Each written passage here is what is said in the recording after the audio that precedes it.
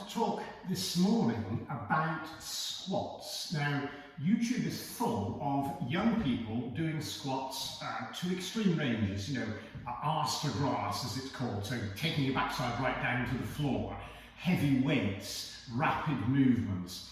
But what if you've got stiff hips, stiff knees, and you're a little bit older?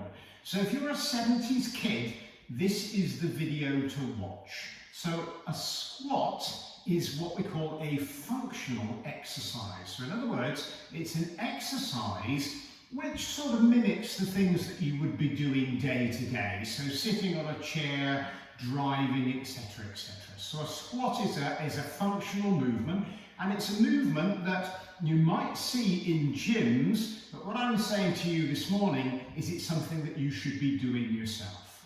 Okay, so you're a little bit older, you've had a hip replacement, you've had a knee replacement, things are getting a little bit stiff, but you want to do a squat. Well, we're going to start by using what's known as a progressive program.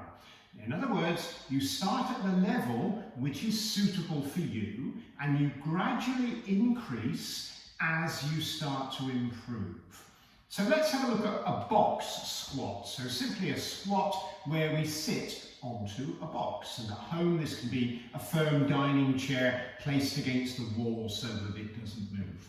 So what I'm going to do is I'm going to stand in front of this box, and my feet are apart, and we turn them out slightly. So rather than them being forwards, I've just turned them out a little bit because that frees up the hip and enables the hip just to move a little bit more easily. And as I sit down onto the box, if you imagine me as a straight line, as I sit down onto the box, my backside is going to go back, so something needs to go forwards to balance. So I'm going to put my arms forwards, sit down onto the box, and stand back up again. So this is our squat action, and that demands a certain amount of flexibility at the hips, at the knees, and at the ankles.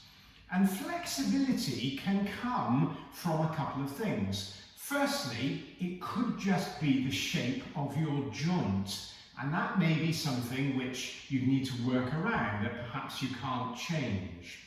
But also, part of that lack of flexibility, if you've identified that, could be soft tissue.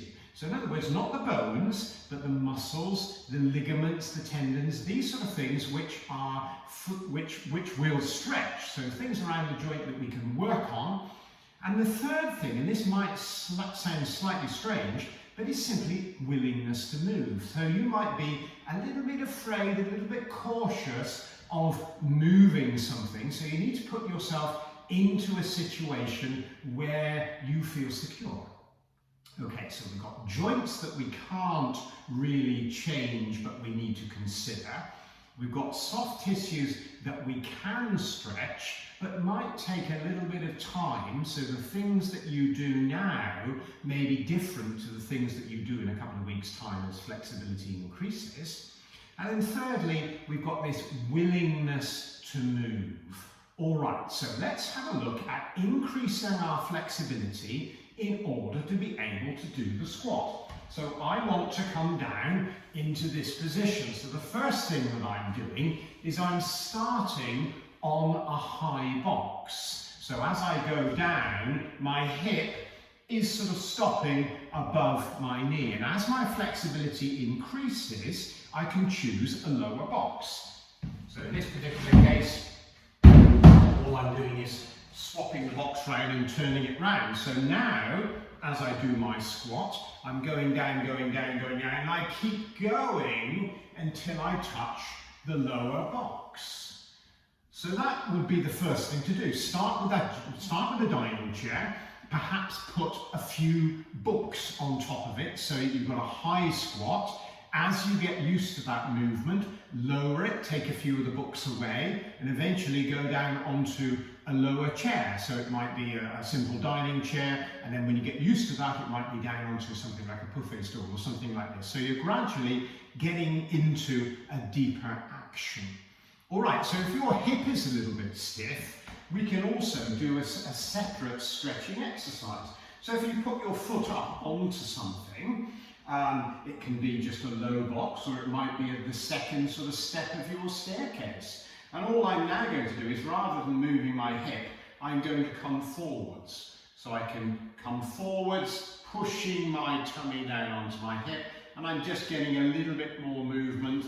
If that's uncomfortable, I can support myself on my knee. And obviously, I need to do that on both sides. If I want a little bit more movement at my knee, then I can hold the wall, bend my knee, either take hold of your ankle or your shoe, or even if you're wearing a pair of trousers, just the trouser leg, and I'm trying to pull my heel up towards my backside. And, you know, it might be 90 degrees to start with, and we may gradually increase that.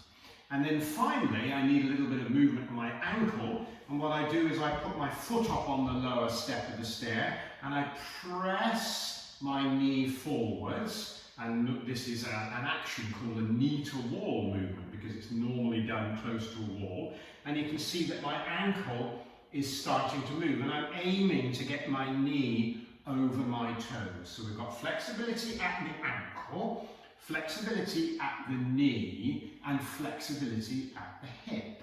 And until we develop these, we keep on our high box, and then we gradually go further down. So, to recap then, dining chair with some books on it. Feet apart, turned out slightly. Sit down, and as you do so, reach forwards, and then come back up. If you find that that's uncomfortable, then we've got those three areas to work on: flexibility in the hip, flexibility at the knee, and flexibility at the ankle. All right, so we'll do a second video and we'll look at how we progress the squat from our box squat, so our squat that we're going to do at home, to more of an exercise squat and more of an exercise